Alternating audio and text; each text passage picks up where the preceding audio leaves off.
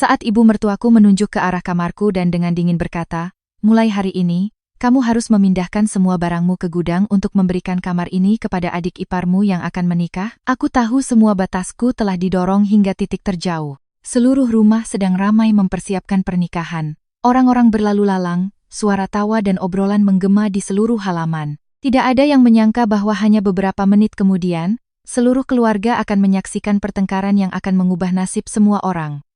Aku berdiri termangu di tengah kamar yang telah menemaniku selama 6 tahun. Setiap helai gorden, setiap lemari, setiap set meja dan kursi, semuanya kupilih dengan tanganku sendiri. Dinding berwarna krem dicat ulang sesuai seleraku. Tempat tidur kayu besar adalah hadiah dari orang tuaku saat aku menikah. Sudut kerja di samping jendela adalah tempatku terjaga bermalam-malam untuk menyelesaikan proyek. Bagi orang lain, itu hanyalah sebuah kamar. Bagiku, itu adalah seluruh masa mudaku dan tahun-tahun perjuangan tanpa henti. Ibu mertuaku, Ibu Ratna, berdiri bersedekap di ambang pintu, suaranya sekeras batu. Kamu dengar tidak? Sore ini pindahkan semua barangmu. Kamar ini untuk Agus dan istrinya nanti. Aku menatapnya lalu bertanya dengan tenang. Kenapa saya harus pindah? Alisnya berkerut seolah tidak percaya aku berani bertanya balik. Kenapa? Dia akan menikah, tentu harus punya kamar yang bagus, mereka berdua masih muda. Kamar ini yang paling luas di rumah. Kamu sebagai kakak ipar harus tahu cara mengalah pada adik. Aku menarik napas dalam-dalam. Saya tidak setuju. Seluruh rumah tiba-tiba senyap. Beberapa kerabat yang sedang mempersiapkan hantaran pernikahan pun mengangkat kepala dan melihat ke arah kami. Ibu mertuaku maju selangkah. Apa katamu tadi? Saya bilang, saya tidak setuju. Ini adalah kamar saya dan suami saya sejak kami menikah. Jika ingin merenovasi kamar lain untuk Agus, kita bisa diskusikan bersama. Tapi menyuruh saya pindah ke gudang, saya tidak bisa terima. Sebelum ibu mertuaku sempat menjawab, adik iparku, Agus, masuk dari halaman. Ada apa sih mbak? Ribut sekali? Cuma pindah kamar untuk beberapa bulan saja. Aku menoleh menatapnya. Beberapa bulan? Lalu setelah itu bagaimana? Ya, nanti kita pikirkan lagi. Jawabnya sambil menggaruk kepala dan tersenyum. Aku tersenyum tipis. Artinya tidak akan pernah dikembalikan, kan? Dia tertawa canggung. Ya sudahlah, Mbak Citra sama Mas Budi kan sudah dewasa. Tinggal di kamar mana saja juga tidak apa-apa. Perkataan itu seperti pisau yang menusuk langsung ke hatiku. Tinggal di kamar mana saja juga tidak apa-apa. Jadi, mengapa selalu aku yang harus pindah? Ibu mertuaku langsung membentak, kamu mau cari gara-gara dengan adik iparmu? Hah, aku tetap menjaga nada suaraku tetap tenang. Saya tidak cari gara-gara, Bu. Saya hanya ingin diperlakukan dengan adil. Tepat pada saat itu, suamiku, Budi, masuk dari gerbang depan. Melihat suasana yang tegang, dia langsung bertanya, ada apa ini? Ibu mertuaku segera menunjuk ke arahku.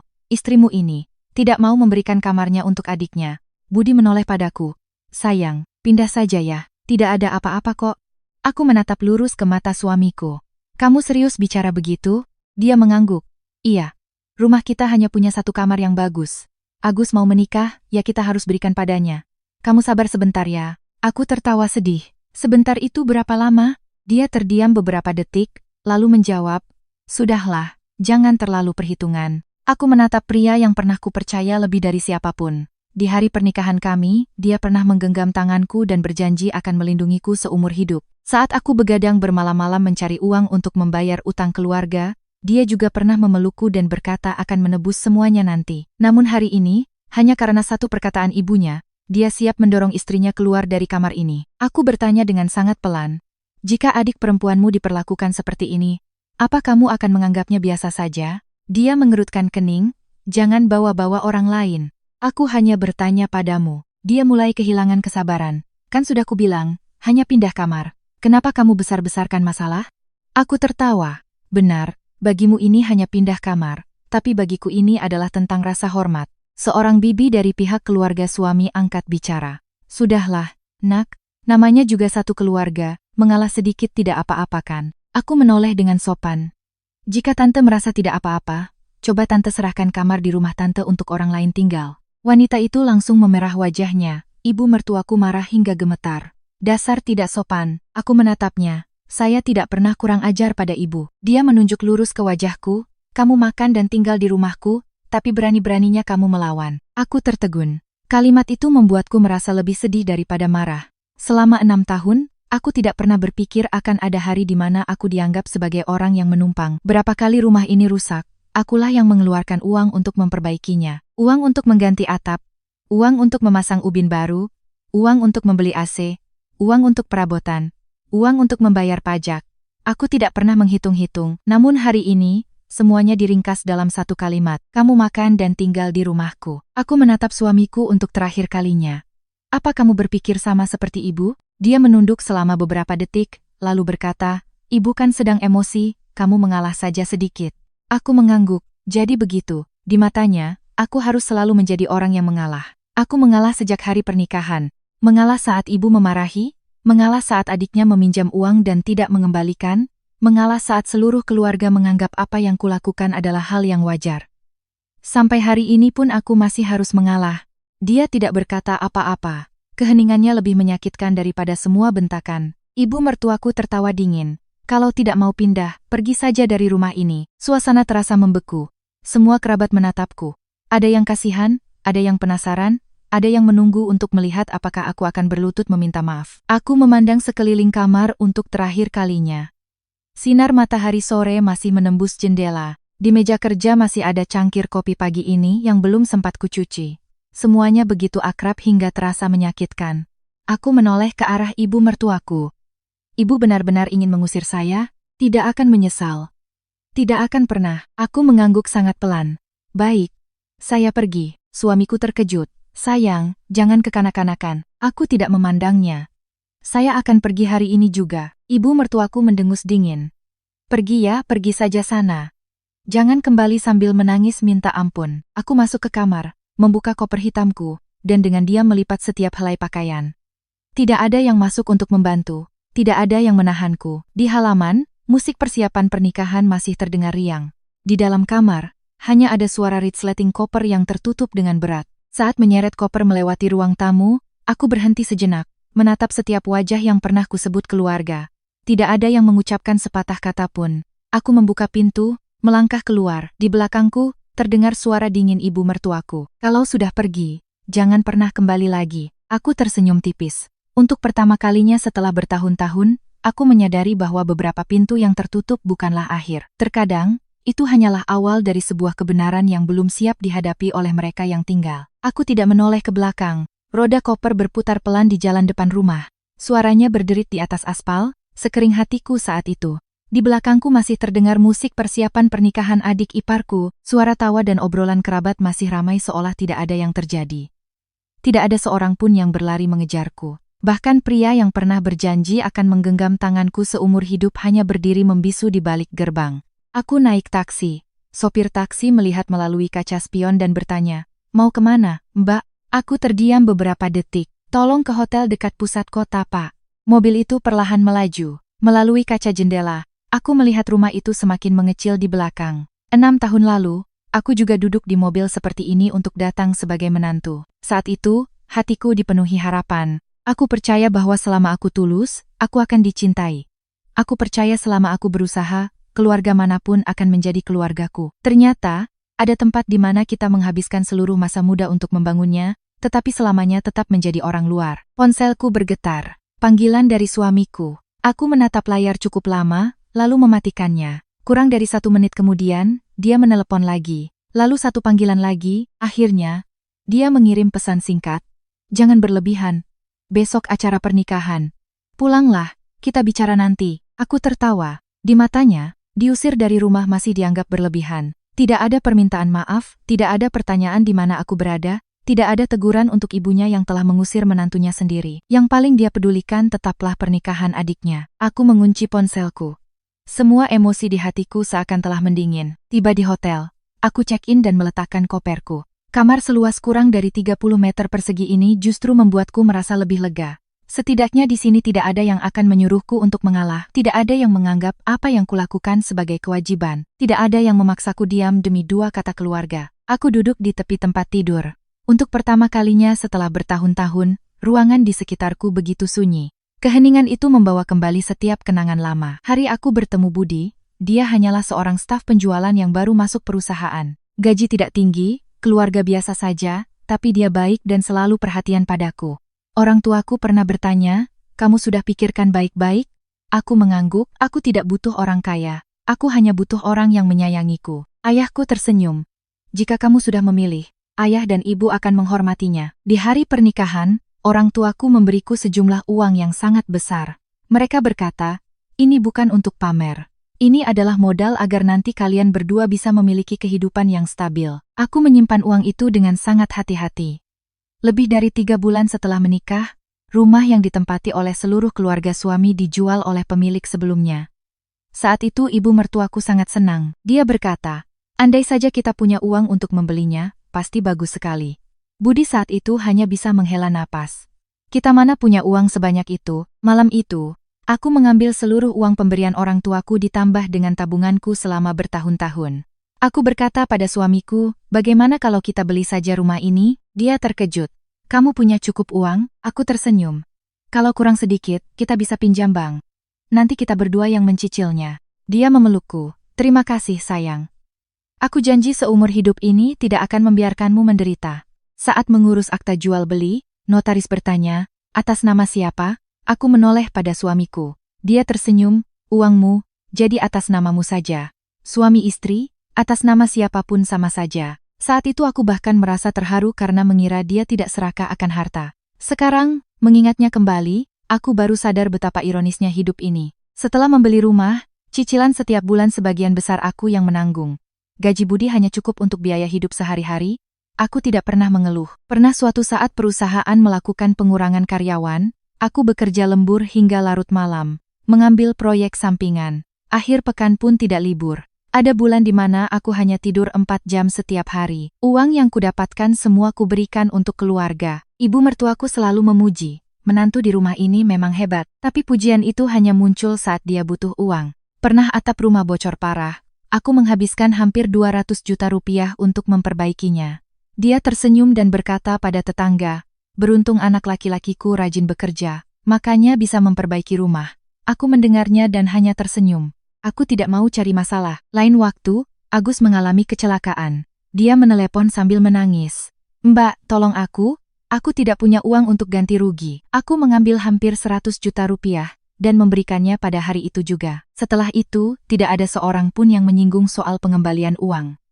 Saat aku bertanya baik-baik, ibu mertuaku langsung berkata, sesama keluarga. Kenapa harus perhitungan? Lalu semuanya berlalu begitu saja. Aku terus bekerja, terus mencari uang, terus menganggap keluarga suami sebagai keluargaku sendiri. Sebagai gantinya, apa yang kudapatkan? Makan malam di mana hasil jerih payahku dianggap biasa saja. Saat-saat adik ipar bersikap kurang ajar tapi aku harus diam. Kalimat-kalimat seperti menantu itu harus tahu berkorban, menantu itu harus memikirkan keluarga suami, menantu itu harus mau rugi sedikit. Awalnya aku percaya, tapi kemudian aku sadar, orang yang selalu berkorban akan dianggap sebagai hal yang wajar. Suatu kali aku demam tinggi tapi tetap memaksakan diri memasak untuk seluruh keluarga. Setelah makan, ibu mertuaku hanya bertanya, besok jangan lupa ke pasar beli tambahan makanan laut ya. Tidak ada yang bertanya, apakah aku sudah minum obat? Di lain waktu, aku dipromosikan menjadi manajer di perusahaan, gaji naik hampir 2 kali lipat. Aku dengan gembira memberi kabar. Ibu mertuaku hanya tersenyum. Kalau begitu mulai bulan depan uang belanja dinaikkan ya. Sedangkan Budi hanya berkata, kamu hebat. Lalu semuanya kembali seperti semula. Tidak pernah sekalipun dia berdiri di depan ibunya dan berkata, Bu, jangan terlalu membebani istriku. Tidak pernah. Aku membuka koper, di dalamnya masih ada bingkai foto pernikahan kami. Aku mengambilnya. Di foto itu, kami berdua tersenyum sangat bahagia. Aku mengelus pelan wajahku di masa itu. Gadis di dalam foto itu mungkin tidak akan pernah menyangka bahwa 6 tahun kemudian, dia akan diusir dari rumah yang dibelinya dengan uangnya sendiri oleh keluarga suaminya. Telepon berdering lagi. Kali ini dari ibuku. Kamu di mana nak? Aku mencoba menjaga suaraku agar tetap normal. Aku sedang dinas luar kota beberapa hari, Bu. Dia terdiam. Ibu yang melahirkanmu. Hanya dari suaramu saja ibu tahu kamu sedang menangis. Air mataku akhirnya jatuh. Aku menceritakan semuanya. Di seberang telepon hanya terdengar helaan napas panjang. Ibuku berkata dengan sangat pelan. Jika tempat itu tidak lagi menganggapmu sebagai keluarga, jangan lagi anggap itu sebagai rumahmu. Kalimat itu seolah membangunkan sesuatu dalam diriku.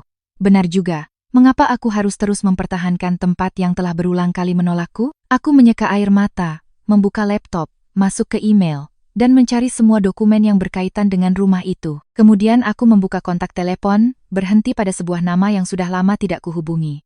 Itu adalah pengacara yang dulu mengurus pembelian rumah untukku, Bapak Wijoyo. Aku menekannya. Di seberang sana, telepon cepat diangkat. Halo, Ibu Citra. Sudah lama sekali tidak menelepon. Aku menarik napas dalam-dalam. Pak, saya ingin meminta bantuan Bapak untuk memeriksa kembali seluruh berkas rumah dan saya ingin tahu, jika saya mau menjualnya sekarang, prosedur apa saja yang diperlukan? Di seberang sana Henning beberapa detik, lalu menjawab, baik, besok Ibu bawa semua dokumennya ke kantor. Saya akan urus secepat mungkin. Aku meletakkan telepon. Di luar jendela, kota sudah bermandikan cahaya lampu. Untuk pertama kalinya setelah bertahun-tahun, aku tidak lagi memikirkan bagaimana cara membuat keluarga suamiku senang. Aku hanya memikirkan satu hal.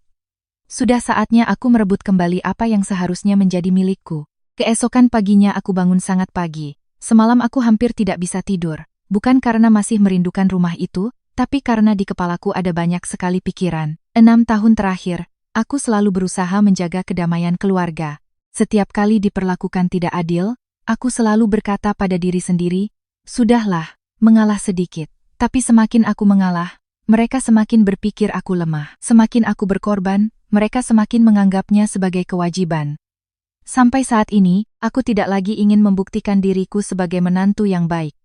Aku hanya ingin hidup sesuai dengan apa yang pantas kudapatkan. Aku mengenakan setelan blazer berwarna krem yang sederhana, lalu memasukkan seluruh berkas ke dalam tas kerja. Setiap lembar kertas kusimpan dengan sangat hati-hati. Akta jual beli, kwitansi pembayaran, sertifikat hak milik, dokumen pinjaman bank, surat keterangan lunas pinjaman semuanya masih utuh. Masuk ke kantor pengacara. Aku bertemu lagi dengan Pak Wijoyo setelah hampir 6 tahun. Dia berdiri dan menjabat tanganku. Lama tidak bertemu, Bu Citra. Ibu terlihat berbeda sekali. Aku tersenyum tipis. Berbeda ke arah yang baik atau buruk, Pak? Dia menatapku beberapa detik lalu menjawab. Sorot mata ibu terlihat lebih lelah dari sebelumnya. Aku tidak menjawab. Dia mempersilakanku duduk lalu membuka setiap map berkas. Semakin dia membaca, semakin dia mengangguk. Sekitar 30 menit kemudian, dia menutup map itu. Semua berkas sangat lengkap, tidak ada masalah apapun. Aku bertanya pelan. Kalau sekarang saya mau menjual rumah itu bagaimana? Dia menatap lurus ke arahku. Ibu benar-benar ingin menjualnya? Aku mengangguk. Benar, dia berpikir sejenak. Secara hukum, rumah ini sepenuhnya atas nama ibu, bukan harta bersama, dan tidak ada sengketa apapun yang terdaftar. Proses jual beli sepenuhnya sah, aku terdiam. Meskipun sudah tahu jawabannya, mendengar konfirmasi langsung dari pengacara membuat hatiku terasa jauh lebih ringan. Pak Wijoyo bertanya lagi, apakah keluarga ibu tahu tentang hal ini? Aku menggeleng. Tidak. Mereka selalu berpikir rumah itu milik anak laki-laki mereka. Dia sedikit terkejut. Selama bertahun-tahun mereka tidak pernah melihat dokumennya? Aku tersenyum getir. Tidak ada yang peduli. Mereka hanya berasumsi bahwa jika anak laki-laki mereka menikah, semua yang ada di rumah adalah milik anak laki-laki mereka. Pak Wijoyo menggelengkan kepala pelan. Kebiasaan menganggap enteng sesuatu terkadang harus dibayar mahal. Aku melihat keluar jendela kaca. Di luar, arus lalu lintas masih ramai. Sementara itu, keluarga suamiku mungkin sedang sibuk mempersiapkan pernikahan. Mungkin ibu mertuaku masih merasa sangat puas karena akhirnya berhasil mengusirku dari rumah. Mungkin dia berpikir beberapa hari lagi aku akan kembali dan meminta maaf. Dia tidak akan pernah menduga bahwa orang yang pergi kali ini bukan lagi menantu yang hanya tahu menahan diri. Pak Wijoyo membuka komputernya. Jika ibu ingin menjual cepat, saya bisa merekomendasikan beberapa klien yang sedang mencari rumah di area itu. Harganya saat ini sudah naik cukup banyak dibandingkan saat ibu membelinya. Aku mengangguk. Tolong bantu saya, Pak. Saya hanya punya satu permintaan. Semua harus dilakukan secara diam-diam. Dia menatapku. Saya hanya khawatir mereka akan mempersulit. Aku tersenyum. Saya hanya tidak ingin mendengar perdebatan tak berarti lagi. Biarkan semuanya diselesaikan secara hukum. Dia mengangguk. Baik, sore ini juga akan saya hubungi. Meninggalkan kantor pengacara, aku tidak langsung kembali ke hotel, melainkan mampir ke kantor. Para kolega yang melihatku menyapa dengan ramah. Bu Citra, sudah kembali? Beberapa hari ini tidak kelihatan. Aku hanya tersenyum. Ada urusan pribadi sedikit. Masuk ke ruang kerjaku, aku merasa hatiku luar biasa damai. Di sini tidak ada yang peduli aku menantu siapa. Tidak ada yang memaksaku berkorban. Orang-orang hanya melihat kemampuan dan kerja kerasku. Itulah tempat yang membuatku merasa dihargai. Siang hari, Saat sedang memeriksa laporan, teleponku berdering. Itu suamiku. Kali ini aku mengangkatnya. Di seberang sana terdengar suaranya. Kamu di mana? Ada apa? Dia menghela napas. Kamu masih marah? Aku menjawab dengan tenang. Menurutmu aku harus senang? Dia terdiam beberapa detik. Kemarin ibu sedang emosi saja. Dia juga hanya khawatir dengan pernikahan Agus. Jangan diambil hati, aku bertanya. Lalu bagaimana denganmu? Apa kamu merasa bersalah? Di seberang sana hening. Sesaat kemudian dia baru berkata, kamu juga harusnya mengerti keluarga. Aku tersenyum tipis. Sampai sekarang kamu masih berpikir aku yang harus mengerti. Sementara keluargamu tidak perlu mengerti aku. Dia mulai tidak sabar. Sudahlah, lupakan saja. Besok kan pernikahan. Kamu pulang ya, biar ramai. Aku bertanya dengan sangat pelan. Kamu mau aku pulang sebagai apa? Sebagai menantu atau sebagai pembantu? Dia merasa tidak nyaman. Kamu bicara apa sih? Tidak ada apa-apa, jawabku, lalu menutup telepon. Untuk pertama kalinya, aku tidak merasa bersalah saat mengakhiri percakapan. Sore harinya, Pak Wijoyo menelepon kembali. Bu Citra, ada waktu? Ada seorang klien yang mau melihat rumah. Aku sedikit terkejut. Secepat itu, dia tertawa. Rumah ibu lokasinya bagus, harganya masuk akal, banyak sekali yang berminat. Jika ibu setuju, malam ini saya atur pertemuan. Aku setuju. Pertemuan berlangsung di sebuah kafe. Yang datang adalah sepasang suami istri paruh baya, Bapak dan Ibu Santoso. Mereka sopan dan bicaranya sangat tulus. Sang suami berkata, kami sudah mencari rumah di sekitar area ini hampir setengah tahun. Mendengar rekomendasi tentang rumah ibu, kami jadi ingin melihatnya. Aku berkata jujur. Saat ini keluarga saya masih tinggal di sana. Jika bapak dan ibu mau melihat, mungkin perlu menunggu beberapa hari. Sang istri tersenyum. Tidak apa-apa, kami percaya pada rekomendasi pengacara. Asalkan surat-suratnya jelas, itu sudah cukup. Pak Wijoyo menyerahkan seluruh berkas untuk mereka periksa. Sang suami memeriksanya dengan sangat teliti. Sekitar 15 menit kemudian, dia mengangkat kepala. Saya sangat suka rumah ini. Jika sesuai dengan deskripsi, saya mau langsung memberikan uang muka. Aku sedikit tertegun. Semuanya terjadi lebih cepat dari yang kubayangkan. Pak Wijoyo menatapku. Keputusan ada di tangan ibu. Aku menatap cangkir kopi yang sudah dingin di hadapanku. Di benakku terlintas setiap gambar. Hari-hari begadang bekerja, bulan-bulan berhemat demi membayar cicilan, saat-saat diremehkan, kata-kata cacian, dan akhirnya, kalimat dingin ibu mertuaku. Tidak mau mengalah, pergi saja dari rumah ini. Aku mengangkat kepala. Baik. Saya setuju untuk menjual. Pria itu tersenyum lalu segera mengambil sebuah amplop. Ini uang mukanya. Saya harap ibu menepati janji. Aku menandatangani surat tanda terima uang muka. Saat meletakkan pena, aku tahu bahwa aku telah secara resmi menutup 6 tahun kehidupanku sebagai menantu. Malam itu, saat kembali ke hotel, aku menerima banyak sekali pesan. Ada dari ibu mertua, dari adik ipar, dari beberapa kerabat. Isinya semua sama. Besok jangan lupa pulang pagi-pagi untuk bantu persiapan pernikahan. Jangan marah-marah lagi, kita kan keluarga. Aku membaca semuanya, lalu diam-diam mematikan layar ponsel. Tidak ada satupun dari mereka yang tahu bahwa hanya beberapa jam sebelumnya, aku telah menandatangani lembar kertas pertama yang akan membuka sebuah perubahan yang tidak pernah mereka bayangkan. Di kamar hotel yang sunyi, aku menyimpan surat perjanjian uang muka ke dalam laci. Di luar, hujan mulai turun. Butiran air mengetuk pelan jendela kaca. Aku berdiri menatap kegelapan malam sangat lama. Untuk pertama kalinya setelah bertahun-tahun, aku tidak lagi merasa terjebak dalam pernikahan itu. Karena aku mengerti, ketika seseorang tidak lagi mau diinjak-injak, saat itulah semua neraca kekuasaan mulai berbalik. 2 hari kemudian, aku bersama Pak Wijoyo datang ke kantor notaris untuk menyelesaikan prosedur terpenting. Semua dokumen sudah disiapkan dengan lengkap. Pembeli datang tepat waktu. Mereka adalah pasangan suami istri, Bapak Santoso dan istrinya. Keduanya adalah pengusaha, bicaranya santun dan sangat jelas. Setelah pertemuan pertama, mereka telah mengirim orang untuk melihat kondisi rumah dari luar dan memutuskan untuk tidak mengubah niat mereka. Bapak Santoso tersenyum. Ibu tenang saja, kami sangat menyukai rumah ini. Aku mengangguk. Saya harap Bapak dan Ibu akan memiliki banyak kenangan indah di sana. Begitu kalimat itu selesai diucapkan, hatiku terasa sedikit nyeri. Selama 6 tahun, aku juga pernah berpikir akan menjadi tua di rumah itu. Aku pernah membayangkan akan ada sudut halaman kecil untuk menanam bunga, akan ada kamar untuk anak-anak nanti, Akan duduk bersama suami di teras setiap sore sambil minum teh. Tapi ternyata, mimpi-mimpi itu hanya aku yang menjaganya. Bagi keluarga suamiku, rumah itu hanyalah sesuatu yang mereka anggap sebagai milik mereka. Notaris membacakan setiap pasal satu persatu. Aku mendengarkan dengan saksama. Bukan karena khawatir, tapi karena aku ingin memastikan semuanya transparan. Ketika akta final diletakkan di hadapanku, Pak Wijoyo berkata pelan, "Ibu baca lagi sekali." Aku memegang setiap lembar kertas. Nama pemilik adalah aku. Nama penerima hak adalah Bapak Santoso. Tanggal serah terima tercatat dengan jelas. 1 hari setelah upacara pernikahan adik iparku. Itu adalah waktu yang paling tepat. Aku menandatanganinya. Goresan penaku sangat tegas, tidak gemetar, tidak ragu-ragu. Segera setelah itu, Bapak Santoso juga menandatangani. Notaris membubuhkan stempel merah di setiap lembar akta. Suara stempel itu terdengar sangat pelan, tapi di hatiku rasanya seperti sebuah pintu baru saja tertutup rapat. Sisa pembayaran dengan cepat ditransfer ke rekeningku. Notifikasi di ponsel menunjukkan saldo bertambah. Aku melihat angka di layar, lalu diam-diam menyimpan ponselku. Bukan karena gembira, tapi karena aku tahu uang itu adalah hasil kerja kerasku selama bertahun-tahun. Itu memang milikku, bukan aku mengambil dari siapapun. Bapak Santoso menoleh dan berkata, "Apakah ibu perlu waktu tambahan untuk memindahkan barang?" Aku tersenyum. Saya hanya punya beberapa barang pribadi.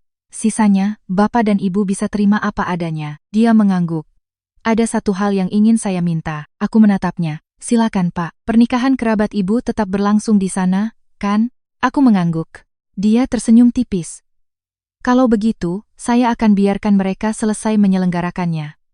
Keesokan paginya baru kami datang untuk menerima rumah." Aku berpikir sejenak lalu berkata, "Jika memungkinkan, saya ingin Bapak datang bersama saya tepat di hari pernikahan." Dia sedikit terkejut. "Maksud ibu?" Aku menjawab dengan tenang. "Saya ingin semuanya selesai pada hari itu juga." Dia menatapku lama, lalu mengangguk pelan. "Baik, saya akan datang bersama pengacara saya. Semua prosedur akan sesuai aturan." Meninggalkan kantor notaris, aku makan siang bersama Pak Wijoyo. Dia menatapku dan bertanya, "Ibu menyesal?" Aku menggeleng. "Jika Bapak bertanya pada saya beberapa tahun lalu, mungkin iya. Tapi sekarang, tidak." Dia tersenyum. "Ibu benar-benar sudah berubah." Aku menatap gelas di hadapanku. Seseorang hanya akan berubah ketika sudah terlalu banyak menelan kekecewaan. Sore harinya aku kembali ke hotel. Baru saja membuka pintu kamar, telepon berdering. Itu ibu mertuaku. Aku menatap layar beberapa detik lalu mengangkatnya. Di seberang sana terdengar suaranya. "Besok jangan lupa pulang pagi-pagi. Masih banyak pekerjaan yang harus dilakukan." Aku bertanya, "Ibu menelepon saya untuk apa?" Dia langsung menjawab, "Memasak, bersih-bersih, menyambut tamu. Kamu itu kakak ipar, harus tahu tugas." Aku tersenyum tipis. "Saya kira ibu sudah mengusir saya dari rumah." Dia mendengus. "Mengusir ya mengusir, tapi pernikahan adikmu, kamu tetap harus punya tanggung jawab." Aku bertanya dengan sangat pelan. "Kalau saya tidak pulang, bagaimana?" Suaranya langsung menajam. "Kalau tidak pulang, jangan salahkan aku nanti." Aku menjawab dengan tenang, "Ibu tenang saja, saya tidak akan menyalahkan siapapun." Selesai berkata, aku menutup telepon. Kurang dari 5 menit kemudian, suamiku menelepon. Dia memulai dengan nada yang lebih lembut dari biasanya. "Sayang, besok pulang ya. Ibu sedang marah. Kamu sabar 1 hari saja." Aku bertanya, "Kamu menelepon karena kangen aku atau karena kekurangan tenaga kerja?" Dia terdiam sesaat, lalu menjawab, "Kamu mikir apa sih? Aku hanya ingin keluarga damai." Aku tertawa getir. "Keluarga damai dengan cara membiarkan aku menanggung semuanya, begitu?" Dia menghela napas. "Jangan bicara begitu. Pulanglah. Setelah pernikahan aku akan bicara dengan ibu." Aku bertanya, 6 tahun ini, apa kamu pernah berhasil bicara dengannya sekali saja?" Di seberang sana benar-benar hening. Aku berkata pelan, "Tidak perlu." Lalu aku menutup telepon.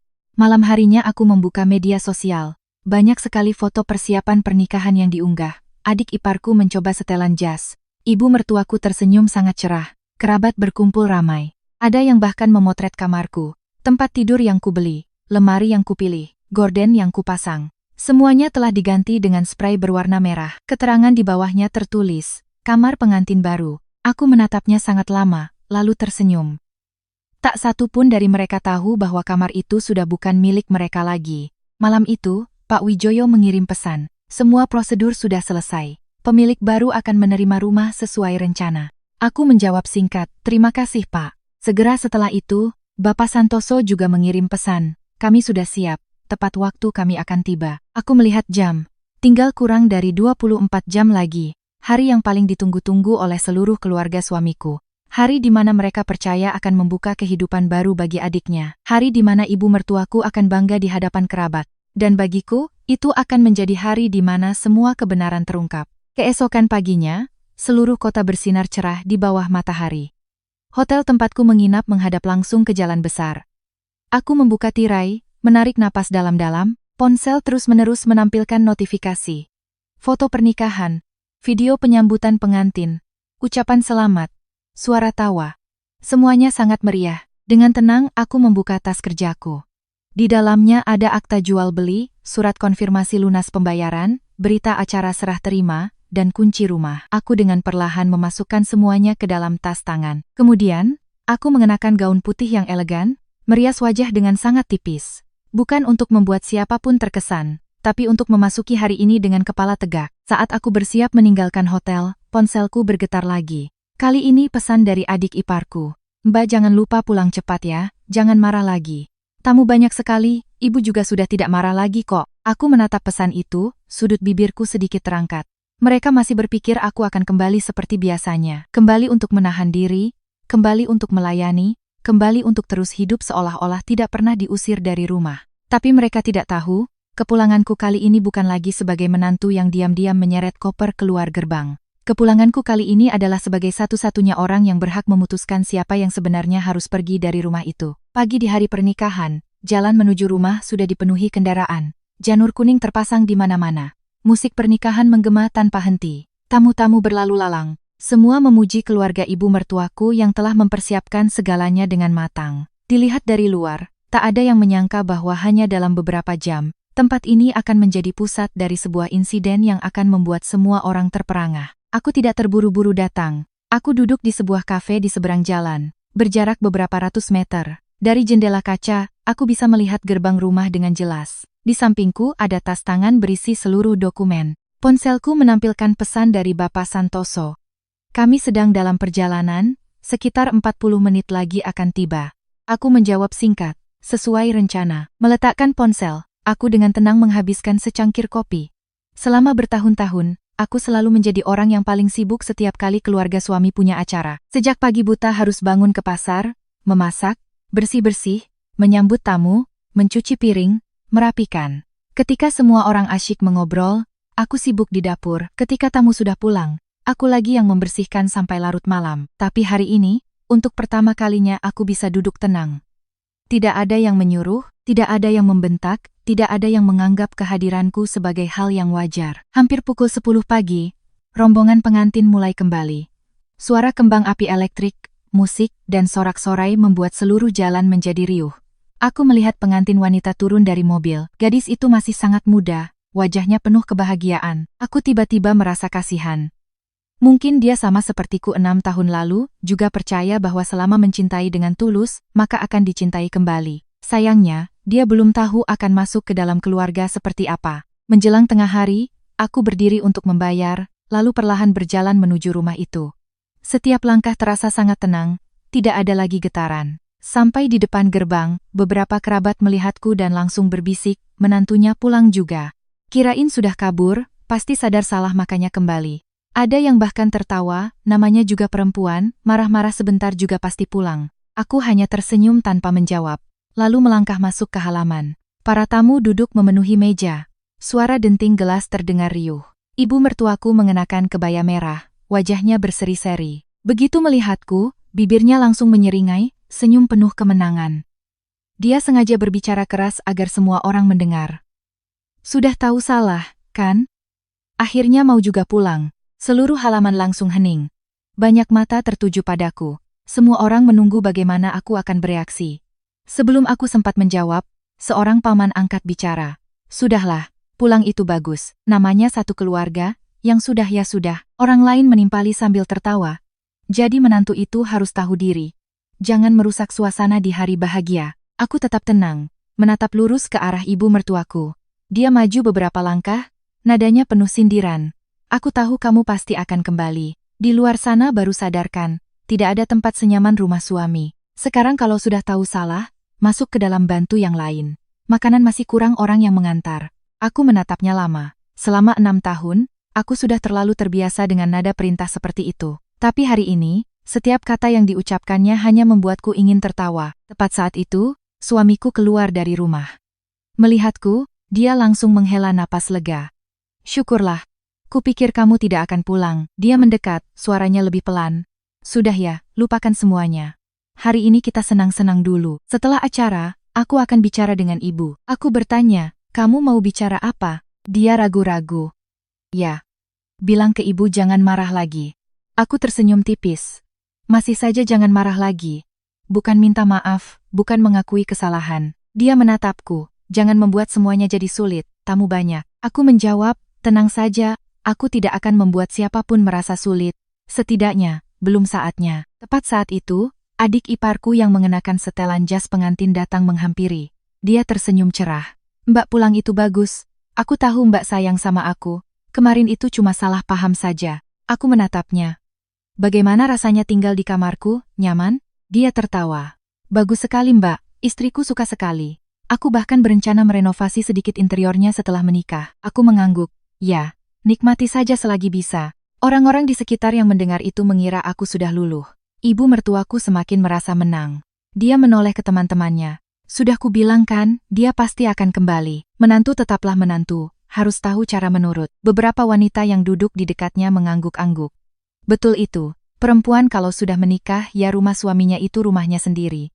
Apapun masalahnya harus sabar. Mendengar kata-kata itu, aku hanya merasa kasihan pada banyak perempuan yang pernah hidup sepertiku. Mereka diajarkan untuk berkorban, untuk menahan diri, untuk pasrah sampai lupa bahwa mereka juga punya hak untuk dihormati. Ibu mertuaku menatapku lalu menunjuk ke arah dapur.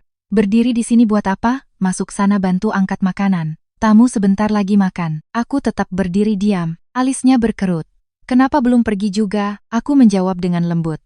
Saya datang ke sini bukan untuk membantu acara. Dia tertawa sinis. Bukan membantu, lalu mau apa? Datang untuk minta maaf, kan? Aku dengan tenang memandang sekeliling, ke setiap meja pesta, setiap tamu, setiap tatapan penasaran. Semua sedang menunggu. Aku tahu, hanya sedikit lagi, semuanya akan berubah total. Tepat saat itu, ponselku bergetar. Pesan dari Bapak Santoso. Kami sudah sampai di ujung gang. Aku mengunci layar ponsel. Mengangkat kepala menatap ibu mertuaku.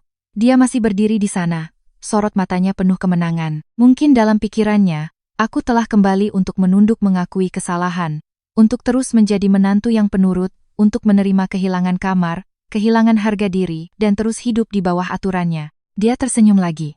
Begini kan baru benar. Lain kali hiduplah yang baik, jangan membantah orang tua. Aku tersenyum tipis. Senyum yang sangat ringan. Begitu tenang hingga membuat beberapa orang yang berdiri di dekatnya mulai merasa aneh. Tepat pada saat itu, di luar gerbang terdengar suara mobil berhenti, sebuah mobil hitam perlahan masuk, diikuti oleh satu mobil lagi di belakangnya. Banyak orang menoleh, ibu mertuaku juga mengerutkan kening. Dia bergumam, tamu mana yang datang terlambat sekali. Aku mengencangkan genggaman pada tas tanganku. Di dalamnya, akta jual beli masih terlipat rapi. Aku menatap lurus ke arah ibu mertuaku, tatapanku tenang. Tidak ada lagi luka dari seorang menantu yang diusir beberapa hari lalu. Yang ada hanyalah ketenangan seseorang yang memegang penuh kendali atas keputusan. Mobil hitam itu berhenti tepat di depan gerbang. Semua tawa dan obrolan di halaman perlahan mereda. Semua orang penasaran melihat ke arah sana. Pintu mobil terbuka. Bapak Santoso turun lebih dulu, disusul oleh istrinya. Terakhir adalah Pak Wijoyo bersama seorang staf yang membawa tas dokumen hitam. Ibu mertuaku mengerutkan kening. Dia melihat ke arahku lalu bertanya, temanmu? Aku menjawab dengan tenang, benar. Mereka adalah orang-orang yang saya undang hari ini. Dia menyeringai. Tahu diri juga. Minta maaf sampai bawa teman segala sebagai saksi. Biar kulihat sampai di mana sandiwaramu. Aku tidak menjawab. Pak Wijoyo dan Bapak Santoso berjalan lurus ke halaman. Setibanya di hadapanku, mereka sedikit mengangguk memberi salam. Bu Citra, semua dokumen sudah dibawa lengkap. Aku mengangguk. Terima kasih Pak. Seluruh halaman mulai riuh. Seorang kerabat berbisik, siapa orang-orang ini? Tidak kenal. Mungkin rekan bisnisnya. Ibu mertuaku menoleh pada suamiku. Budi, kamu kenal mereka? Dia menggelengkan kepala. Aku belum pernah bertemu mereka. Adik iparku juga mendekat. Dia tersenyum ramah. Selamat datang, Bapak, Ibu. Hari ini di rumah kami ada acara pernikahan. Kalau Bapak dan Ibu adalah tamu, silakan masuk dan menikmati hidangan. Bapak Santoso menjawab dengan sopan. Terima kasih. Kami kesini karena ada urusan penting. Mendengar kata urusan penting, ibu mertuaku mulai gelisah. Urusan apapun nanti saja. Hari ini hari bahagia, jangan buang-buang waktu. Pak Wijoyo dengan perlahan membuka tas dokumennya. Maaf, Bu. Urusan ini harus diselesaikan hari ini juga. Karena menurut perjanjian, ini adalah waktu serah terima aset. Alis ibu mertuaku semakin berkerut. Aset apa? Siapa yang serah terima? Pak Wijoyo menoleh padaku. Aku sedikit mengangguk. Dia dengan sopan meletakkan setumpuk berkas di atas meja terdekat. Ini adalah akta jual beli hak milik atas rumah ini. Sudah disahkan secara hukum oleh notaris. Penjualnya adalah Ibu Citra, dan pembelinya adalah Bapak Santoso. Hari ini kami datang untuk menerima rumah sesuai kesepakatan. Seluruh halaman hening seketika. Ada yang mengira salah dengar. Ada yang sampai berdiri. Ibu mertuaku membelalakan mata melihat berkas itu, lalu menoleh padaku. Kamu dengar tidak apa yang dia katakan? Aku menjawab dengan tenang, saya dengar dengan sangat jelas. Dia berteriak, dia bilang rumah ini sudah dijual. Aku mengangguk. Benar, saya sudah menjualnya. Ibu mertuaku tertawa terbahak-bahak. Kamu sudah gila ya? Rumah ini rumah anakku. Kamu punya hak apa menjualnya? Aku menatap lurus ke arahnya. Dengan hak sebagai pemilik sah. Senyum di wajahnya langsung lenyap. Dia menunjuk ke arahku. Kamu bicara omong kosong. Rumah ini milik anakku. Budi, katakan sesuatu. Suamiku saat ini juga pucat pasi. Dia menoleh padaku. Sayang, kamu bercanda, kan? Aku diam-diam membuka tas tanganku, mengeluarkan setumpuk dokumen lagi dan meletakkannya di meja. Lihat saja sendiri. Dia dengan gemetar mengambil lembar demi lembar kertas. Saat melihat baris nama pemilik, tangannya mulai gemetar lebih hebat. Dia bergumam, tidak mungkin, tidak mungkin. Ibu mertuaku merebut kertas itu. Dia membacanya dengan cepat. Semakin dia membaca, wajahnya semakin pucat. Nama pemilik hanya satu orang, aku. Bukan anak laki-lakinya, bukan siapapun dari keluarganya. Seorang paman mengambil dokumen itu untuk melihat. Dia berkata pelan, benar, surat-suratnya sah. Atas nama Citra. Bisik-bisik mulai menyebar di seluruh halaman. Kukira rumahnya Budi, ternyata atas nama istrinya. Kalau begitu, dia memang berhak menjualnya. Ibu mertuaku menggebrak meja dengan keras. Tidak, tidak mungkin begini. Kamu menipu aku selama 6 tahun ini. Kamu menipu seluruh keluarga. Aku menatapnya. Saya tidak pernah menipu siapapun. Sejak hari pembelian rumah, dokumennya selalu terbuka. Hanya saja tidak ada satupun di keluarga ini yang pernah mau melihatnya. Dia tergagap. Tapi uang untuk membeli rumah itu dari anakku. Aku menoleh pada suamiku. Kamu mau mengatakan yang sebenarnya? Dia menunduk, tidak bisa berkata apa-apa. Seorang kerabat angkat bicara. Budi, bagaimana ceritanya ini? Dia menelan ludah. Uang. Uang untuk membeli rumah sebagian besar dari Citra. Seluruh halaman seperti meledak. Banyak orang menatap suamiku dengan pandangan tidak percaya. Ada yang berbisik. Padahal selama ini selalu pamer kalau rumah itu hasil kerja kerasnya. Ibu mertuaku berbalik menghadap anaknya. Apa katamu? Dia menunduk lebih dalam. Memang benar uangnya dia, Bu. Aku hanya menyumbang sebagian kecil. Ibu mertuaku terhuyung mundur. Dia tidak bisa percaya. Selama bertahun-tahun, dia selalu membanggakan pada semua orang bahwa putranya hebat bisa membeli rumah yang megah. Hari ini, putranya sendiri yang mengonfirmasi bahwa semuanya adalah hasil jerih payah istrinya. Adik iparku mulai panik. Mbak, kalau ada apa-apa kita bicarakan baik-baik, jangan bercanda lagi. Hari ini hari pernikahanku. Aku menatapnya. Siapa yang bercanda denganmu? Dia mencoba tertawa. Kalau Mbak marah soal kamar, aku minta maaf. Besok aku langsung pindah. Bagaimana? Aku menggeleng. Sudah terlambat. Dia tertegun. Maksud Mbak? Sebelum aku sempat menjawab, Bapak Santoso melangkah maju. Dia berkata dengan sopan namun tegas. Mohon maaf semuanya. Sesuai dengan perjanjian, mulai hari ini, rumah ini adalah milik saya. Saya harap semuanya bisa bekerja sama untuk proses serah terima. Ibu mertuaku berlari ke depan. Tidak, saya tidak akan pergi kemana-mana. Ini rumah saya. Pak Wijoyo menjawab dengan tenang. Bu, menurut hukum, ini bukan lagi properti keluarga ibu. Jika ibu terus menghalangi proses serah terima, kami terpaksa akan meminta bantuan pihak berwenang. Ibu mertuaku menunjuk wajahku. Dasar pengkhianat. Beraninya kamu menjual rumah. Aku menatapnya lama, lalu perlahan angkat bicara. Saat ibu mengusir saya dari rumah, ibu sudah bilang ini bukan rumah saya. Saya sudah pikirkan baik-baik. Jika ini memang bukan rumah saya, maka saya juga tidak punya alasan untuk mempertahankannya. Tapi ada satu hal yang ibu salah. Ini tidak pernah menjadi rumah keluarga ibu.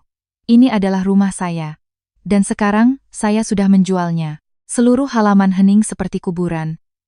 Ibu mertuaku membuka mulutnya tapi tidak ada kata yang keluar. Suamiku melangkah maju, suaranya bergetar. Citra, aku mohon padamu, jangan lakukan ini, jangan buat semuanya jadi seperti ini. Aku menatap pria yang pernah menjadi suamiku. Di matanya, akhirnya muncul kepanikan. Tapi itu sudah terlambat. Aku perlahan mengambil akta di meja dan mengangkatnya di hadapan semua orang, lalu menatap lurus ke arah ibu mertuaku. Suaraku tenang hingga terasa dingin. Rumah ini sudah saya jual, silakan kalian semua pergi dari sini. Begitu kalimatku selesai. Suasana di halaman pernikahan terasa membeku. Musik masih berputar. Tapi tidak ada lagi yang memperhatikannya. Semua tamu berdiri, mata mereka beralih dari aku ke ibu mertuaku. Tak ada yang menyangka sebuah pesta pernikahan yang meriah akan berubah menjadi pemandangan seperti ini. Ibu mertuaku adalah yang pertama sadar. Dia berlari ke arahku, matanya merah padam. Ulangi lagi katamu. Aku menjawab dengan tenang. Saya sudah bicara sangat jelas. Rumah ini telah dijual secara sah. Mohon semuanya bersiap untuk serah terima. Dia merebut tumpukan dokumen dari tanganku dan merobeknya dengan kasar. Kertas-kertas beterbangan di seluruh halaman. Beberapa kerabat panik, ada yang berlari memungutnya, ada yang hanya berdiri terpaku. Pak Wijoyo tetap sangat tenang. Dia membuka tasnya, mengeluarkan satu set dokumen lain. Suaranya datar. Ibu tidak perlu merobeknya. Seluruh akta asli sudah disimpan di kantor notaris, ini hanya salinannya. Sekalipun ibu merobek 100 set lagi, transaksi ini tetap sah. Mendengar itu, ibu mertuaku seolah kehilangan pijakan. Dia mundur 2 langkah, mulutnya bergumam, tidak mungkin seperti ini. Tepat saat itu suamiku melangkah maju. Dia meraih tanganku. Citra, aku mohon padamu, jangan dijual. Kita batalkan saja kontraknya. Aku dengan lembut menarik tanganku. Kamu pikir akta jual beli rumah itu main-main? Mau tanda tangan ya tanda tangan. Mau batal ya batal. Dia kebingungan. Aku akan bayar ganti rugi. Aku akan pinjam uang. Aku menatapnya. Kamu mau dapat uang sebanyak itu dari mana? Dia terdiam. Aku tahu persis. Selama 6 tahun, dia tidak pernah punya tabungan yang berarti. Gajinya hanya pas-pasan untuk pengeluaran, bahkan cicilan rumah dulu pun hampir semuanya aku yang bayar. Bapak Santoso melangkah maju. Dia berkata dengan sangat sopan, saya sangat bersimpati dengan kondisi keluarga ini, tapi saya sudah melunasi seluruh pembayaran. Jika transaksi dibatalkan, siapa yang akan menanggung kerugian saya? Tidak ada yang bisa menjawab. Adik iparku sekarang panik berlari mendekat. Mbak, aku mohon mbak. Hari ini hari pernikahanku. Jangan begini, setidaknya tunggulah sampai setelah acara. Aku menatapnya. Saat kamu pindah ke kamarku, apa kamu pernah memikirkan perasaanku? Dia menunduk. Aku hanya menuruti ibu. Aku menggelengkan kepala. Saat kamu tertawa dan berkata, tinggal di kamar mana saja kan tidak apa-apa, kamu tidak pernah berpikir akan ada hari di mana kamu sendiri tidak punya kamar untuk ditinggali. Pengantin wanita di sebelahnya mulai menangis. Dia menoleh pada suami barunya. Katamu rumah ini milikmu? Kenapa sekarang jadi begini? Adik iparku tergagap. Aku juga mengiranya begitu. Gadis itu menangis terseduh-seduh. Keluarga pengantin wanita mulai berkumpul. Ayahnya melangkah maju, suaranya penuh amarah. Kalian menipu putri saya, setelah menikah baru tahu tidak punya rumah? Ibu mertuaku buru-buru menjelaskan. Bukan begitu, ini hanya salah paham. Rumah ini tetap rumah kami. Ayah pengantin wanita langsung mengambil dokumen yang diberikan Pak Wijoyo. Dia membacanya dengan teliti. Selesai membaca, dia menatap ibu mertuaku. Ini surat-surat asli, tidak ada salah paham di sini. Wajah ibu mertuaku pucat pasi. Dia menoleh pada putranya. Budi, katakan sesuatu. Suamiku berdiri seperti orang linglung. Dia menatapku. Citra, aku salah. Maafkan aku. Kita pulang dan bicara baik-baik ya. Aku tersenyum tipis. Pulang kemana? Dia tercekat. Pulang ke rumah. Aku menatapnya. Rumah yang mana? Pertanyaan itu membuatnya membeku. Tepat saat itu, Bapak Santoso menerima telepon. Dia mendengarkan beberapa detik, lalu menoleh padaku. Orang dari perusahaan pindahan sudah datang, kita bisa mulai serah terima sekarang. Aku mengangguk. Silakan Pak. Segera setelah itu, sebuah truk berhenti di luar gerbang. Beberapa pekerja berseragam turun. Mereka membawa kardus, troli, dan peralatan pengepakan. Para tamu mulai semakin riuh, ada yang bahkan mengeluarkan ponsel untuk merekam. Ibu mertuaku melihat itu dan berteriak, "Jangan direkam. Matikan semua." Tapi sudah terlambat. Pemandangan itu sudah masuk ke banyak ponsel. Seorang bibi berbisik, "Andai saja waktu itu kamu tidak mengusir Citra." Seorang paman lain juga menggelengkan kepala. Anak itu sudah tinggal di sini bertahun-tahun, tidak pernah berbuat salah. Ibu mertuaku menoleh pada mereka. "Kalian semua membelanya."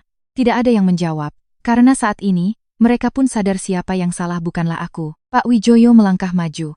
Sesuai kesepakatan, keluarga ibu bisa mengemasi barang-barang pribadi. Aset yang menjadi milik pemilik lama akan dibawa pergi. Aset yang dijual bersama rumah akan tetap di sini. Kami akan membantu jika diperlukan. Ibu mertuaku tiba-tiba naik pitam. Dia maju hendak mendorong Pak Wijoyo. "Pergi kamu. Ini bukan urusanmu." Dua staf yang datang bersamanya segera maju untuk menghalangi. Pak Wijoyo tetap menjaga nada bicaranya tetap tenang. "Bu, mohon tenang. Jika terjadi kekerasan fisik, kami terpaksa harus melaporkannya ke pihak berwenang." Mendengar itu, ibu mertuaku semakin kehilangan kendali. Dia menunjuk lurus ke arahku. "Semua ini gara-gara kamu. Dasar tidak tahu berterima kasih, tidak tahu balas budi." Aku menatapnya. Selama 6 tahun ini, saya tidak pernah mengambil sepeser pun dari keluarga ini. Sebaliknya, saya yang mengeluarkan uang untuk membeli rumah, merenovasi rumah, membayar utang, menanggung biaya hidup, dan membantu adik ipar. Saya tidak pernah menghitung-hitung. Satu-satunya yang saya inginkan adalah rasa hormat. Tapi ibu tidak pernah memberikannya. Dia terdiam. Aku melanjutkan. "Saat ibu mengusir saya, ibu telah menutup pintu terakhir dengan tangan ibu sendiri. Hari ini, saya hanya menyelesaikan sisanya. Yaitu, menutup hubungan ini selamanya." Suamiku tiba-tiba berlutut di tengah halaman pesta. Dia memegang ujung gaunku. "Aku mohon, jangan tinggalkan aku. Aku tahu aku salah." Para tamu serentak terkejut. Belum pernah mereka melihat seorang pria berlutut di tengah acara pernikahan adiknya sendiri. Aku menunduk menatapnya. Jika permintaan maaf ini datang sebelum hari ibu mengusirku, mungkin aku akan memaafkan. Jika hari itu kamu berdiri membelaku, mungkin ceritanya akan berbeda. Tapi hari ini, semuanya sudah berakhir. Aku dengan lembut melepaskan tangannya. Tidak ada kemarahan, tidak ada dendam. Yang ada hanyalah ketenangan dari seseorang yang telah sepenuhnya melepaskan. Tepat saat itu, di luar gerbang muncul 2 orang petugas keamanan setempat. Mereka datang atas permintaan untuk membantu menjaga ketertiban selama proses serah terima aset. Mereka masuk dan memberi salam dengan sopan. Setelah memeriksa seluruh berkas hukum yang ditunjukkan oleh Pak Wijoyo, salah satu petugas menoleh ke keluarga suamiku dan meminta kerjasamanya. "Proses jual beli ini sah. Mohon keluarga mengemasi barang-barang pribadi untuk menghindari sengketa yang tidak perlu." Konfirmasi itu seperti titik akhir bagi semua harapan terakhir keluarga suamiku. Tidak ada lagi yang bisa menyangkal kebenaran. Rumah yang pernah mereka anggap sebagai milik mereka dengan sombongnya, kini telah resmi menjadi milik orang lain. Setelah konfirmasi dari petugas keamanan, seluruh halaman pernikahan diselimuti suasana yang berat. Piring-piring saji masih penuh dengan makanan, gelas-gelas anggur belum sempat diminum. Musik sudah dimatikan entah oleh siapa, yang tersisa hanyalah suara angin yang berhembus melintasi halaman luas, dan tatapan mata yang penuh keheranan. Ibu mertuaku terduduk lemas di kursi plastik, kedua tangannya gemetar, mulutnya tak henti bergumam, "Tidak mungkin, ini rumahku, ini rumahku." Tapi kali ini, tak ada lagi yang mendukungnya. Para kerabat yang tadi masih memihaknya kini semua terdiam. Ada yang diam-diam membereskan tas, ada yang mencari alasan untuk pulang. Seorang paman yang dituakan mendekatiku. Dia menghela napas pelan. "Paman minta maaf, nak. Waktu itu paman juga menyalahkanmu. Sekarang paman baru tahu duduk perkaranya." Aku mengangguk sopan. "Tidak apa-apa, paman. Saya tidak menyalahkan siapapun." Dia menoleh ke arah ibu mertuaku lalu berkata perlahan, "Ada hal-hal yang baru terasa berharga setelah hilang. Sayangnya, saat kita sadar, semuanya sudah terlambat." Selesai berkata, dia berbalik dan pergi. Satu persatu orang mulai berdiri, pamit, lalu pulang. Tak ada lagi yang mau tinggal di tengah suasana yang menyesakan itu. Hanya dalam waktu kurang dari setengah jam, halaman yang tadinya ramai kini sudah sepi separuhnya. Meja pesta masih utuh, bunga pernikahan masih indah, tapi kebahagiaan telah lenyap sama sekali. Pengantin wanita duduk di kursi dekat pintu, riasannya luntur karena air mata. Orang tuanya terus menghiburnya. Akhirnya, ayahnya berdiri. Dia menatap adik iparku. "Hari ini saya tidak menyalahkanmu, tapi keluargamu telah menyembunyikan masalah sepenting ini. Putri saya tidak bisa hidup dalam pernikahan yang dimulai dengan kebohongan." Adik iparku panik. "Om, saya benar-benar tidak tahu." Dia menggeleng. Tahu atau tidak, sudah tidak penting lagi. Dia menoleh pada putrinya. Ayo kemasi barangmu, kita pulang. Pengantin wanita menatap suami barunya, matanya merah. Aku butuh waktu untuk berpikir. Selesai berkata, dia bersama orang tuanya melangkah keluar gerbang. Adik iparku berlari mengejar, terus memanggil nama istrinya. Tapi wanita itu tidak menoleh. Aku melihatnya. Dalam hati hanya bisa menghela napas. Andai saja sejak awal dia tahu cara menghormati orang lain, mungkin ceritanya tidak akan separah ini. Di dalam rumah, para pekerja dari perusahaan pindahan mulai membantu mengemasi barang. Mereka bekerja sangat profesional. Setiap kardus diberi label nama. Barang-barang pribadi keluarga suamiku satu persatu dipindahkan keluar. Ibu mertuaku melihat lemari pakaiannya dibuka, dia berlari mendekat. Jangan disentuh. Itu barang-barangku. Seorang pekerja menjawab sopan. Maaf, Bu. Kami hanya membantu memindahkan barang ibu ke truk. Kami tidak mengambil aset apapun. Dia tidak berkata apa-apa lagi, hanya berdiri menatap setiap barang yang dikemas. Setiap kardus yang dibawa keluar seolah merenggut sedikit demi sedikit harga dirinya. Suamiku diam-diam naik ke kamar tidur. Beberapa menit kemudian, dia turun membawa sebuah koper kecil. Itu adalah koper yang pernah kubelikan untuknya saat kami berlibur pertama kali setelah menikah. Dulu dia sangat senang, memeluk koper itu dan berkata, nanti kita akan keliling dunia bersama ya. Tapi hari ini, dia menggunakan koper yang sama untuk meninggalkan rumah yang pernah dia kira akan menjadi tempatnya seumur hidup. Dia melangkah ke hadapanku, suaranya serak. Citra, boleh aku bicara denganmu sebentar? Aku melihat jam, lalu mengangguk. Baik, kami berjalan ke halaman belakang, tempat ada rumpun bunga kertas yang pernah kutanam dengan tanganku sendiri. Pohon itu sudah besar, bunganya menutupi seluruh sudut dinding. Dia melihat sekeliling, suaranya tercekat. Aku ingat saat kamu menanam pohon ini, kamu bilang nanti kalau bunganya mekar pasti akan sangat indah. Aku tersenyum. Benar. Tapi aku tidak pernah sempat melihatnya mekar sempurna. Dia menunduk. Aku minta maaf. Aku tahu sekarang mengatakan apapun sudah terlambat, tapi aku benar-benar tidak ingin kehilanganmu. Aku menatapnya dengan tenang. Kamu tahu apa yang paling kusesali? Dia menggeleng. Bukan kamar, bukan rumah. Bukan juga 6 tahun masa mudaku. Yang paling kusesali adalah pernah percaya kamu akan memihakku. Dia memejamkan mata. 2 baris air mata mengalir turun. Dia berkata sangat pelan. Aku terlalu pengecut, aku tidak menyangkal. Hanya menjawab dengan lembut, benar. Kamu tidak pernah berani melindungi orang yang seharusnya kamu lindungi. Bahkan di hari aku diusir dari rumah, kamu tetap memilih berdiri di belakang ibumu. Dia terisak, beri aku satu kesempatan lagi. Aku akan berubah. Aku menggeleng, ada kesalahan yang bisa diperbaiki, tapi ada juga kesalahan yang cukup terjadi sekali saja. Aku tidak punya cukup kepercayaan untuk memulai lagi. Dia menunduk sangat dalam, tak bisa berkata apa-apa lagi. Aku kembali ke depan. Saat itu, sebagian besar barang sudah dipindahkan keluar. Di depan gerbang, sebuah truk penuh dengan perabotan. Ibu mertuaku berdiri di sampingnya, wajahnya kosong. Dia menatap rumah, lalu menatap nomor rumah, tatapannya hampa. Mungkin ini pertama kalinya dalam hidupnya dia merasakan bagaimana rasanya kehilangan segalanya hanya karena kesombongannya sendiri. Bapak Santoso mendekatiku, semuanya hampir selesai. Aku mengangguk. Terima kasih atas kesabaran Bapak. Dia tersenyum. Saya hanya menjalankan hak saya. Sejujurnya, saya sangat kagum pada Ibu. Tidak semua orang bisa setenang ini menyelesaikan masalah. Aku tersenyum tipis. Mungkin karena saya sudah cukup banyak menangis sebelumnya, jadi hari ini tidak ada lagi air mata. Ketika kardus terakhir dinaikkan ke truk, Pak Wijoyo mendekat dan memberitahu bahwa proses serah terima telah selesai. Sejak saat itu, rumah tersebut secara resmi berada di bawah pengelolaan Bapak Santoso. Dia menerima seikat kunci dari tanganku, lalu menjabat tanganku dengan sopan. Terima kasih Bu, semoga Ibu bisa segera memulai hidup baru. Aku mengangguk. Semoga Bapak dan keluarga memiliki banyak kenangan indah di sini.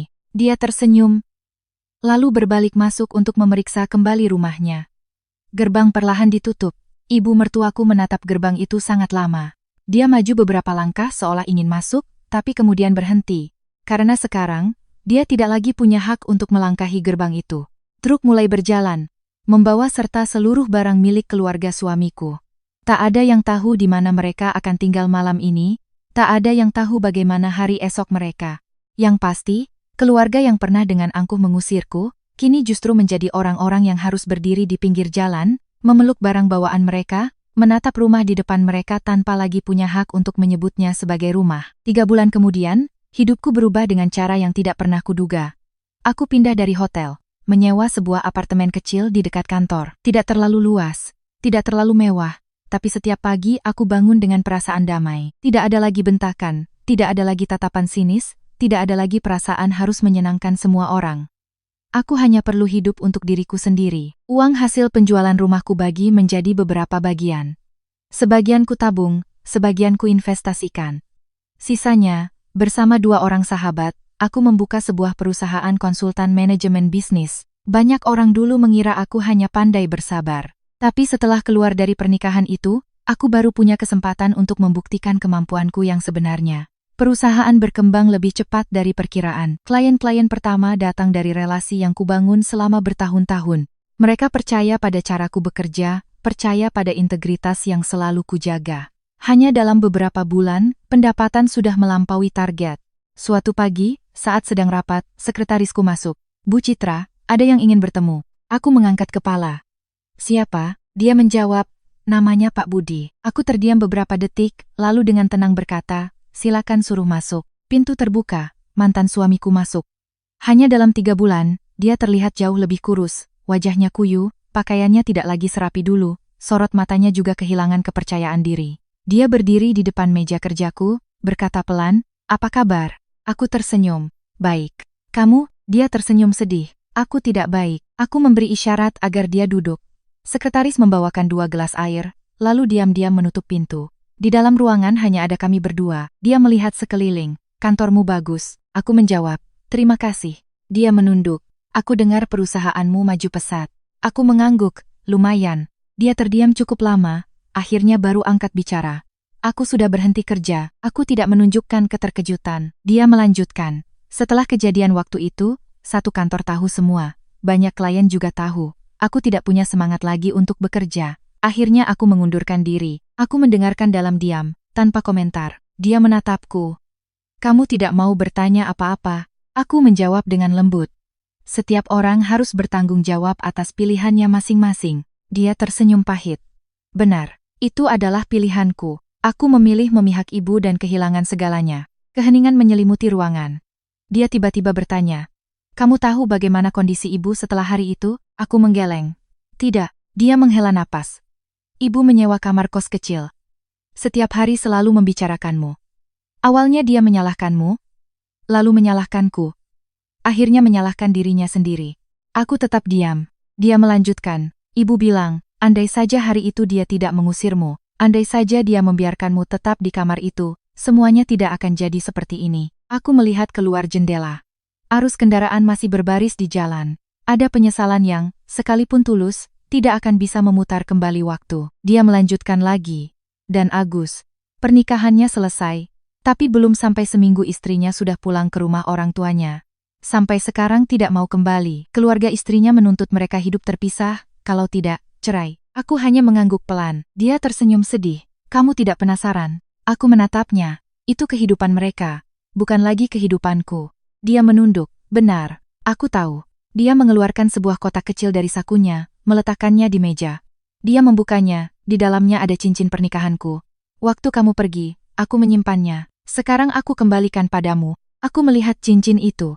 Kenang-kenangan dari sebuah pernikahan yang pernah membuatku percaya aku akan bahagia. Aku menutup kotak itu. "Simpan saja. Tidak perlu dikembalikan." Dia terkejut. "Kenapa?" Aku tersenyum. "Karena itu sudah tidak ada artinya lagi bagiku." Dia mengepalkan kedua tangannya. "Citra, aku tahu aku tidak punya hak lagi. Tapi aku tetap ingin bertanya. Apa kamu bisa memberiku kesempatan untuk memulai kembali?" Aku menatap lama pria di hadapanku. Jika pertanyaan ini diajukan sebelum hari aku menyeret koper keluar dari rumah itu, mungkin aku akan menangis, mungkin aku akan luluh, mungkin aku akan setuju. Tapi sekarang, aku hanya merasa damai. Aku menjawab perlahan. "Kamu masih ingat hari di mana aku bertanya, jika adik perempuanmu diperlakukan seperti ini, apa kamu akan menerimanya?" Dia mengangguk pelan. "Ingat." Hari itu aku tidak bisa menjawab. Aku menyambung. "Sampai hari ini pun sama. Aku tidak bisa memberikan jawaban yang berbeda dari kata hatiku." Dia menatapku, matanya penuh harapan tipis. Aku berkata dengan sangat lembut, "Aku tidak membencimu. Sejujurnya aku sudah memaafkanmu, tapi memaafkan bukan berarti kembali. Ada pintu yang ketika sudah tertutup, sebaiknya dibiarkan tertutup selamanya." Dia memejamkan mata, Setetes air mata jatuh. Dia mengangguk pelan. Aku mengerti. Dia berdiri, menunduk di hadapanku. Terima kasih. Setidaknya kamu pernah tulus mencintaiku. Aku tersenyum. Benar, aku pernah. Dia berbalik dan berjalan ke pintu. Beberapa langkah kemudian, dia berhenti, tanpa menoleh, hanya berkata pelan, semoga kamu bahagia. Aku menjawab, semoga kamu juga segera menemukan kedamaian. Pintu tertutup. Aku duduk diam untuk waktu yang lama. Tidak ada lagi rasa sakit, tidak ada lagi penyesalan. Yang ada hanyalah perasaan lega seolah baru saja meletakkan beban yang telah kupikul selama bertahun-tahun. Sore itu, aku menerima telepon dari sebuah agen properti. Mereka memberitahu bahwa rumah yang baru saja kubeli telah selesai semua administrasinya. Aku bisa serah terima kunci minggu depan. Aku tersenyum menutup telepon, menatap langit biru di luar jendela. Aku tiba-tiba sadar, hidup terkadang sangat adil. Ia bisa saja mengambil sebuah atap dari kita, untuk kemudian memberikan sebuah rumah yang sesungguhnya. Tempat di mana kita tidak perlu berusaha menyenangkan siapapun. Tempat di mana nilai kita dibangun oleh harga diri, oleh keberanian, dan oleh pilihan-pilihan kita yang tepat. Seminggu kemudian, aku secara resmi menerima rumah baruku. Bukan rumah yang terlalu mewah, bukan tempat terluas di kota, tapi ini adalah rumah yang kubeli sendiri dengan hasil kerja kerasku. Tak ada lagi kenangan pahit, tak ada lagi pertengkaran, tak ada lagi hari-hari di mana aku harus berusaha menyenangkan orang lain. Pagi pertama di sana, aku menyeduh secangkir kopi, membuka semua jendela, membiarkan sinar matahari memenuhi ruang tamu. Aku menarik napas dalam-dalam. Untuk pertama kalinya setelah bertahun-tahun, aku merasakan apa artinya kebebasan. Telepon bergetar. Itu dari ibu. Sudah selesai pindahannya, nak. Aku tersenyum. Sudah, Bu. Kapan ayah dan ibu mau main? Di seberang sana, ibu tertawa senang. Sore ini ayah dan ibu ke sana. Ibu masakin makanan kesukaanmu. Aku menjawab pelan, aku tunggu. Sore harinya, mobil orang tuaku berhenti di depan gerbang. Ayah baru saja turun dan langsung melihat sekeliling rumah. Dia tersenyum. Akhirnya anak ayah punya rumah yang sesungguhnya. Aku memeluknya, berkata pelan, kali ini akan kujaga baik-baik. Ibu membawa banyak sekali makanan. Dia berkeliling rumah, lalu berkata dengan gembira, rumah tidak perlu besar, yang penting di dalamnya ada tawa. Kami bertiga makan bersama untuk pertama kalinya di rumah itu. Suasananya begitu hangat, sesuatu yang tidak pernah kurasakan selama bertahun-tahun. Tak ada yang menghakimi, tak ada yang memaksaku berkorban, tak ada yang menganggap usahaku sebagai hal yang biasa. Selesai makan, ayah meletakkan sebuah amplop di meja. Aku terkejut, ayah mau apa? Dia tersenyum lembut. Syukuran rumah baru, aku mendorongnya kembali. Aku punya cukup uang, ya, dia menggeleng. Ini bukan karena kamu kekurangan, tapi karena ayah dan ibu ingin berbagi kebahagiaan denganmu. Aku mengambilnya, air mata tanpa sadar menggenang.